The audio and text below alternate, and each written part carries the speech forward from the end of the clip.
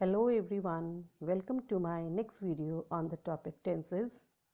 In my previous video, I discussed the worksheet number 1 and 2 related to the same topic. Today I am going to take the worksheet number 3 in this video.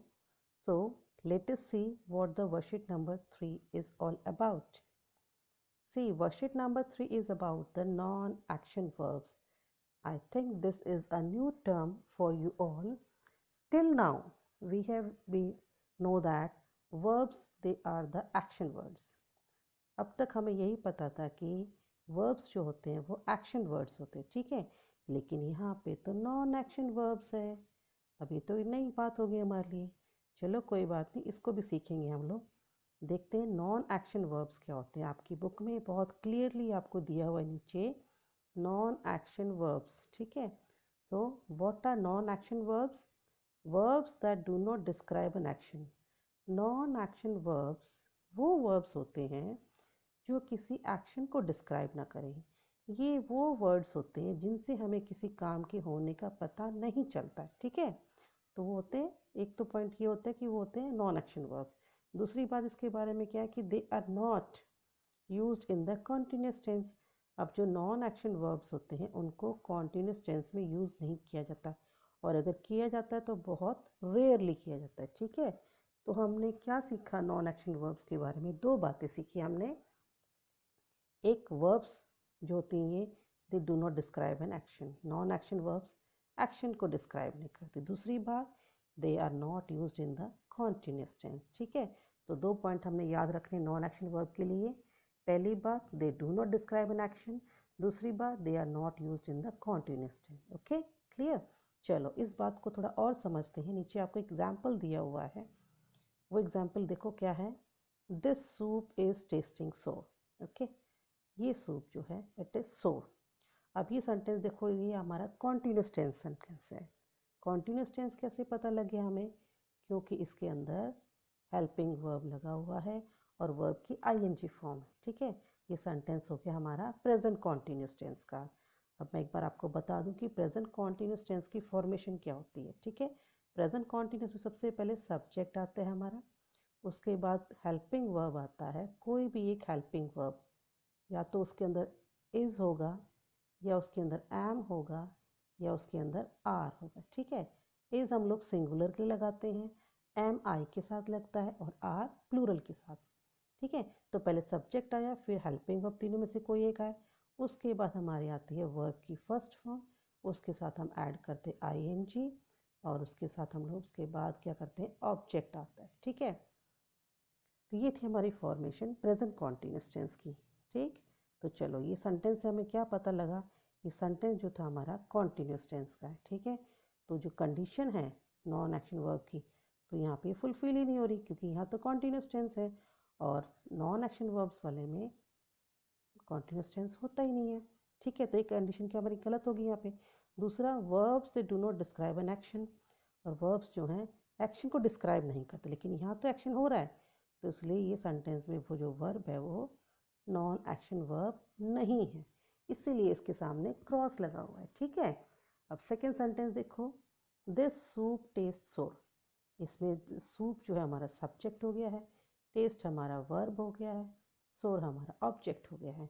यहाँ पे verb की कोई ING form नहीं है, ठीक है। मतलब कोई कॉन्टिन्यूस टेंस नहीं है, तो ये कंडीशन फुलफिल कर रहा है नॉन एक्शन वर्ब होने की, ठीक है। दूसरी बात, ये वर्ब जो है किसी काम के होने का पता भी नहीं दे रही। हमें पता नहीं चला कि काम कोई एक्शन हो रहा है कि नहीं है, कोई काम किया जा रहा है कि नहीं, इस सेंटेंस से हमें ये भी नहीं पता लगता। तो यहाँ पे जो वर्ब टेस्ट है वो क्या कर रही है? It is not describing an action. Moreover, the sentence is also not of continuous tense, ठीक है। ना तो कोई एक्शन डिस्क्राइब हो रहा है यहाँ पे, ना सेंटेंस कॉन्टिन्यूस टेंस का है। तो ये सेंटेंस हमारे इस सेंटेंस में क्या है? नॉन एक्शन वर्ब है, ठीक है। इसलिए सेंटेंस के सामने राइट का निशान लगा हुआ है, टिक का निशान लगा हुआ है, ठीक। नीचे फिर आप और देखते हैं आगे, कुछ और आपको वर्ब से रखी हैं, like, want, smell, know, own, और ये सारी की सारी एक्सेट्रा वर्ब क्या है? नॉन एक्शन वर्ब्स हैं, ठीक है। तो हमने देखा यहाँ पे नॉन एक्शन वर्ब की डेफिनेशन देखी, एक एग्जाम्पल देखा, उससे समझा। अब थोड़ा सा इसको और समझते हैं। एक टेबल के थ्रू, आपको एक टेबल नीचे दिया हुआ है, उस टेबल के थ्रू हम थोड़ा सा नॉन एक्शन वर्ब को और क्लियर कर लेते, ठीक है, ताकि कोई डाउट ही ना रहे। Given below give some common non action verbs. जो टेबल नीचे दे रखा है वो हमें कुछ और नॉन एक्शन वर्ब्स के बारे में जानकारी देता है, कौन से वर्ब्स नॉन एक्शन होती हैं, ठीक है। और उनको 4 कैटेगरी में डिवाइड कर रखा है। पहली है हमारी वर्ब्स ऑफ सेंसेस, दूसरी है verbs of feelings and emotions, तीसरी है वर्ब्स ऑफ मेंटल स्टेट, और फोर्थ वन हमारी है वर्ब्स ऑफ पोजेशन, ठीक है। चलो एक एक करके हम देखते हैं हर टेबल को। फर्स्ट कॉलम देखते हैं, वर्ब्स ऑफ सेंसेस कौन सी हैं। ये वो वर्ब्स हैं बेटा जो हमारे सेंस ऑर्गन से रिलेटेड होती है, ठीक है। हमारे 5 सेंस ऑर्गन्स होते हैं ना, आइज़ है, ईयर्स है, नोज़ है, टंग है, ठीक है।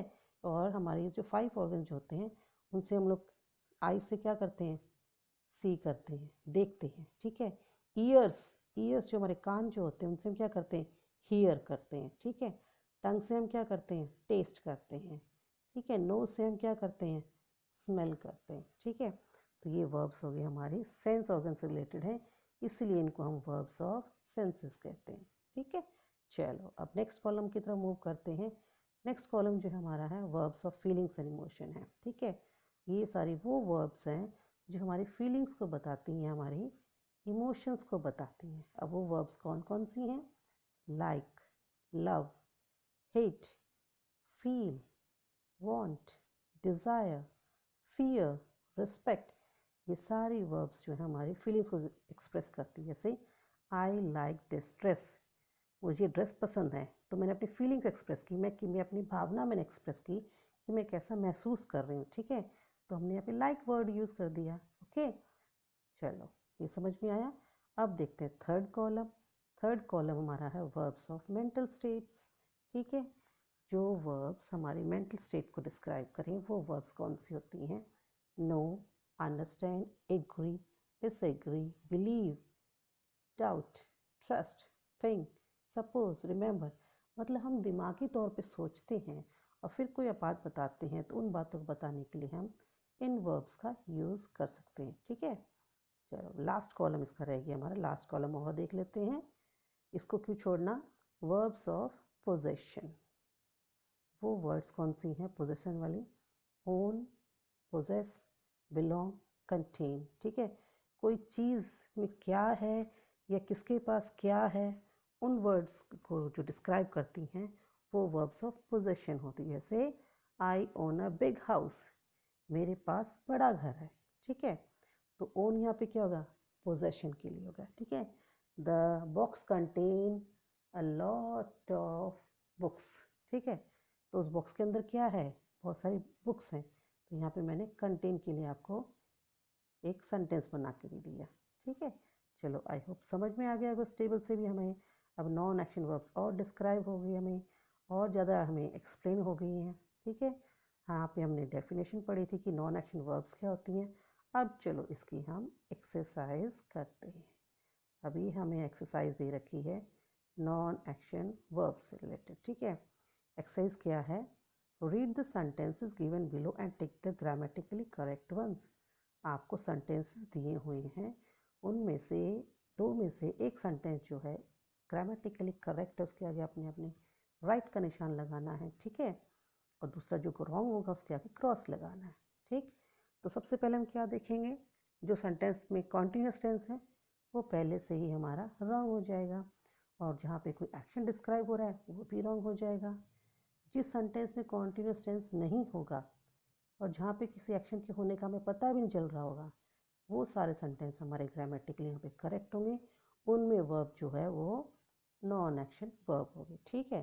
चलो फर्स्ट सेंटेंस देखते हैं, आई लाइक दिस ड्रेस, कोई कॉन्टिन्यूस टेंस नहीं है, ठीक है। Second, I am liking this dress, इसमें कॉन्टिन्यूस टेंस है। प्लस फर्स्ट सेंटेंस में क्या है, जो वर्ब जो है कोई काम होने का पता बता रही नहीं बता रही, और दूसरे में क्या है, कुछ काम के होने का पता चल रहा है, ठीक है। तो सेकेंड सेंटेंस में तो कोई काम हो रहा है और यहाँ पे कॉन्टिन्यूस भी है, तो ये सेंटेंस हमारा हो जाएगा रॉन्ग, और आई लाइक दिस ड्रेस हो जाएगा हमारा करेक्ट। इसके सामने अपने राइट का निशान लगाना है, ठीक है। चलो अब आगे एक सेंटेंस देखते हैं, Ravi is wanting to talk to you, ये रॉन्ग हो जाएगा। Ravi wants to talk to you, ये हमारा राइट हो जाएगा। ठीक, चलो आगे और करें exercise solve. The room freshener smells good, the room freshener smelling good, first one is correct, second one is wrong. He knows your dad, he is knowing your dad, first one is again correct and second one is wrong. She owns that house, it is grammatically here correct. She is owning that house, according to the non-action verb it is here, we will put a cross here. Okay, I hear some noise from this room, I am hearing some noise from the room. First sentence is correct according to the non-action verb and second one is wrong. Okay, चलो तो हमारी exercise भी solve हो गई। आज हमने क्या सीखा, नॉन एक्शन वर्ब क्या होते हैं, उसके एग्जाम्पल सीखे, एक टेबल दिया हुआ था उसको हमने पढ़ा, प्लस हमने जो एक्सरसाइज थी उसको सॉल्व किए। ठीक है, आई होप आप इस एक्सरसाइज को अच्छे से अपने सॉल्व कर सकेंगे। इस वीडियो को आप बार बार देखिए, कुछ समझ में नहीं आता दोबारा देखिएगा और आपको समझ में आ जाएगा। ठीक है, और उसके बाद भी समझ में नहीं आता तो कमेंट बॉक्स में आप कमेंट कर सकते हैं, कोई क्वेरी हो तो आप मुझसे पूछ सकते हैं। ओके, और बाकी की एक्सरसाइज जो है मैं अपनी नेक्स्ट वीडियो में आपके साथ शेयर करूँगी।